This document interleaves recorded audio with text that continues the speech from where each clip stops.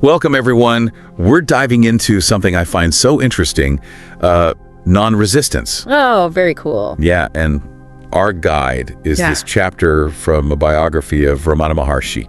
It's called Ramana Maharshi, The Path of Non-Resistance by Arthur Osborne. And it's really cool because it uses all these real-life stories to show us what non-resistance can actually look like. You know, when you're not just talking about it, but actually living it. And I bet some of you are thinking, like, what does that even mean? Right. Like non-resistance. Right. Especially when things get tough, right? Yeah. So that's exactly what we're going to unpack today. Okay, sounds good. So maybe we could start with, like, what non-resistance actually is. Because it sounds kind of radical. Yeah, it does. It's definitely not about just being passive or going with the flow. Ramana Maharshi's non-resistance came from this really deep spiritual understanding, like way down deep. Okay, so how does that even work? Like, how does non-resistance fit into a structured belief system? Well, Osborne makes this distinction between laws that are for society and the way you grow spiritually as a person. Okay. Like laws for society, those need some kind of enforcement. Keep things in order, yeah. Yeah, but when it comes to how you grow spiritually, the path can look totally different. Interesting. So for Ramana Maharshi, not resisting things was all about completely accepting what he saw as God's will. Okay. He believed that everything had a purpose, even the things that might seem bad to us because we don't see the whole picture. So he wasn't saying, like, get rid of all rules and laws. Not at all. His teachings were all about changing how you see things, like inside yourself. He once said, and I'm paraphrasing here, that we thank God when good things happen, but we don't thank him for the bad things, and that's where we go wrong. It's all about accepting what is instead of fighting it. Yeah, that's a really different way to look at things. It's like realizing there's this huge picture, this bigger picture that we just can't grasp. And speaking of the bigger picture, where does the idea of the self fit into all this? That's something that comes up a lot with Ramana Maharshi, right? Yeah. The self, like as they talk about it, is the unchanging essence of who you really are. Okay. Beyond all the thoughts and feelings that come and go. And if we can see that all the stuff happening around us is like a dream happening on top of this unchanging self, it's easier to be an observer and not get attached. So we can watch it all happen without getting caught up in the drama. Exactly, yeah. And the book gives this awesome example. It's the story about the thieves who wanted to steal tamarind pods. Okay. Young Ramana, he was just sitting under this tamarind tree when these thieves showed up to steal the pods. Oh, wow. And get this, they were even planning on using acid sap on his eyes to make him talk. Wait, they were gonna, like, hurt him just to get what they wanted? Yeah. And he just, sat there? Yeah, he didn't move. It seemed like he wasn't worried about anything, not his stuff, not even getting hurt. So is that just him being passive, or was it something more? It was definitely more than that. It showed how deeply he understood that material things don't last and how powerful it is to stay grounded in the self, you know, that unchanging part of you. So it wasn't really about the tamarind pods at all? Exactly. It was about something much bigger. It's like he was saying, take them, they don't define me. Right. But I'm curious, did this non-resistance thing stay with him? Like, what about when he faced bigger challenges? Well, that's a good question. And, you know, the book says it did, even when he went to this sacred hill called Arunachala. Okay. You'd think that would be like a totally peaceful place. Yeah, like all zen and quiet, right? Right. But even there, he ran into situations that showed how human we all are, even if we're trying to be spiritual. Oh, so there was still drama, even on a sacred hill. There was this older sadhu who was like threatened by Ramana because he had all these followers. Oh, interesting. And a sadhu is someone who's given up everything worldly, right? Like an ascetic, yeah. Yeah, so you'd think they'd be detached from stuff like that. Yeah, not worried about competition. So what happened? Well, this sadhu started rolling rocks down the hill, trying to hurt Ramana or at least scare him off. Oh, wow. It just shows you that even in a spiritual setting, our egos can get fixated on things like status. So how did Ramana react to this rock-throwing sadhu? He knew exactly what was going on, but it didn't bother him at all. He even caught the sadhu doing it one time. No way. Yeah, and still nothing. It's amazing that he wouldn't even try to protect himself.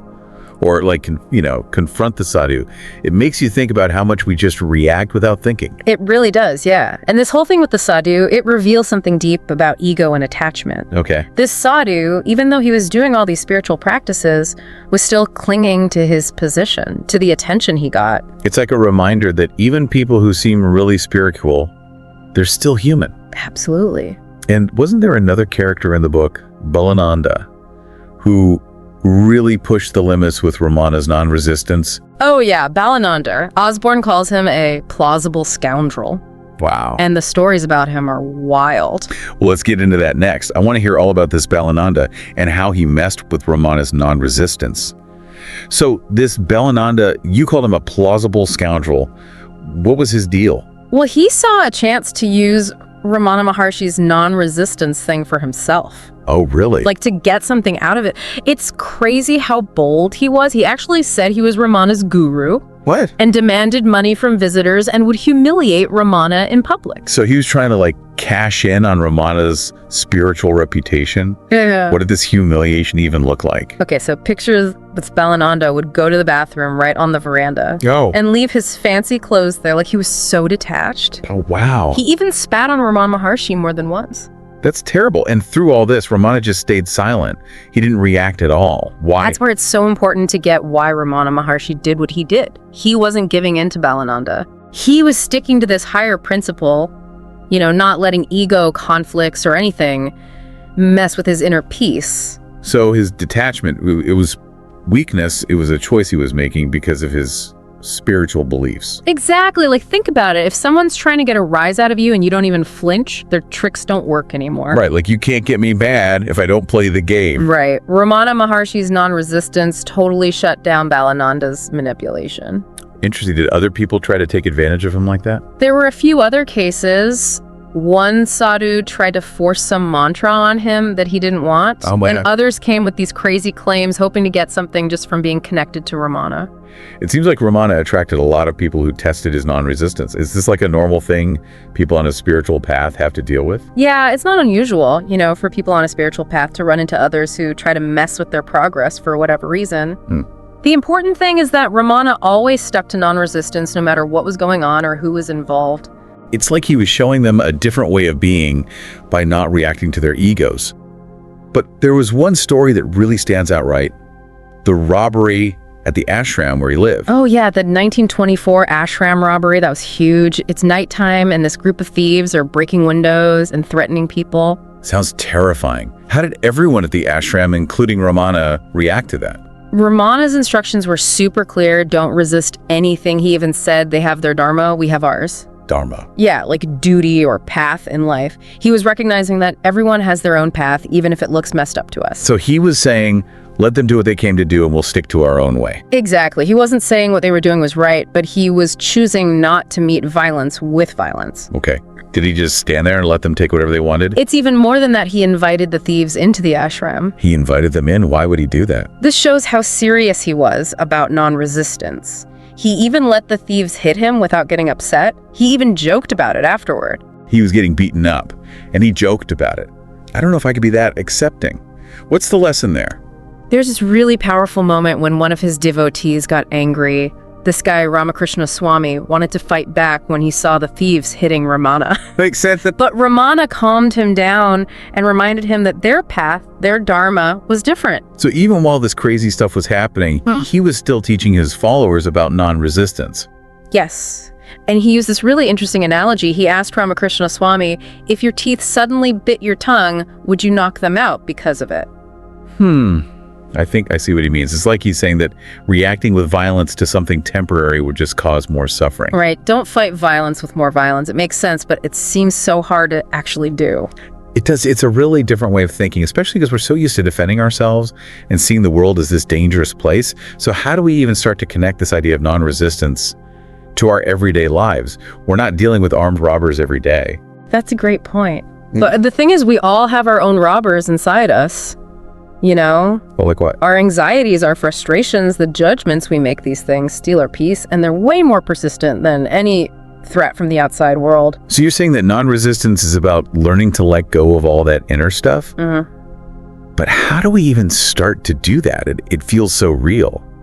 It sounds like what you're saying is that those internal battles, the anxiety and frustration, that's the real test of non-resistance. Yeah, that's a good way to put it. But how do you just let go of those things? They feel so real, so in your face all the time. I hear you. Those internal struggles, they can feel huge. But remember how Ramana Maharshi saw all the outside stuff as like a dream against this backdrop of the self? Yeah. Well, we can think about our inner world the same way. So you're saying our thoughts and feelings, even the really strong ones, are kind of like those ocean waves we talked about, just passing through. Exactly. They're temporary. And we get to choose, ride the wave or get swept away. And practicing non-resistance doesn't mean ignoring or squashing your feelings. It's more about noticing them, but not letting them control what you do. That makes me think about what you said about the ashram robbery. Ramana Maharshi didn't tell people to pretend they weren't scared. He just showed them a different way to react to that fear. Exactly. It's about making some space between what you feel and what you do. And in that space, you can choose a response that matches your values instead of just, knee-jerk reacting to the emotion. Okay, I get that. But I'm still stuck in this non-resistance thing when it comes to actually doing stuff. Yeah. If we're not supposed to resist anything, does that mean we just sit back and let things happen? That's where it gets tricky. It's not about being passive or not doing anything. Remember, Ramana Maharshi, he had an ashram. He taught people, interacted with everyone. He wasn't just off in a cave meditating all the time. Right, okay. So the question is, how do you be active in the world, but from a place of non-resistance? Yeah, how do you do that? Let's say you're working on something, a project, and it's not going well. Roadblocks, setbacks. How do you usually react to that kind of stuff? Oh, I know that feeling. I usually get stressed out, try to make things happen the way I want them to, maybe even blame other people. Definitely not non-resistance. Right, exactly. And that's where the resistance kicks in. We're pushing against the current, making everything harder and more frustrating. But what if you looked at those challenges with curiosity instead of that resistance? What can I learn from this? What's it trying to teach me? That's a different way to think about it. It's like switching from trying to solve the problem to trying to learn from it. Exactly. When we see challenges as chances to grow, new doors open up. We see new solutions, things we might have missed before. We move from fighting what is to being open to it. So non-resistance isn't about giving up or not caring. Not at all. It's about finding a new way to be in the world, a way that fits with what's really important to you, your deepest values. This makes me think about that sadhu who kept rolling rocks down the hill at Ramana. You said it shows how even spiritual people can get caught up in ego and attachment.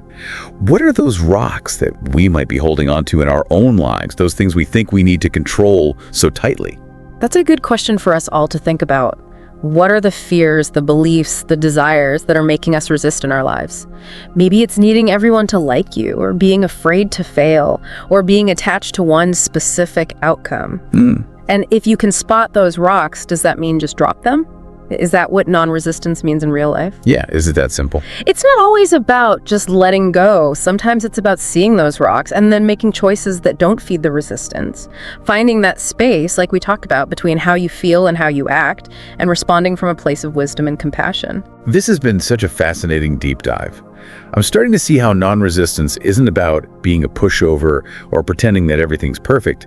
It's about something deeper inside that helps you be in the world with more peace and acceptance, even when stuff is tough.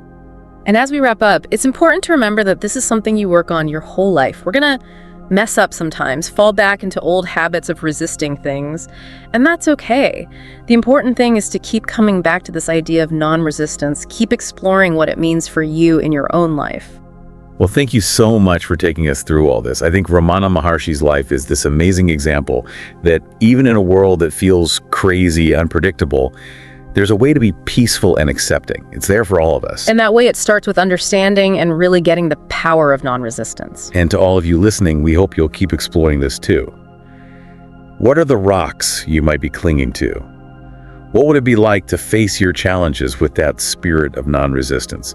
Take those questions with you and see where they lead. Thanks for joining us on this deep dive. I hope you like this chapter. We need volunteers and sponsors to create content with even better quality and with more variety. If you wish to join this initiative as a volunteer or sponsor, please click the links given in description below. To help us reach more viewers, please like, comment, share, and subscribe to Biography Central. Thank you for your time. It means a lot. Namaste.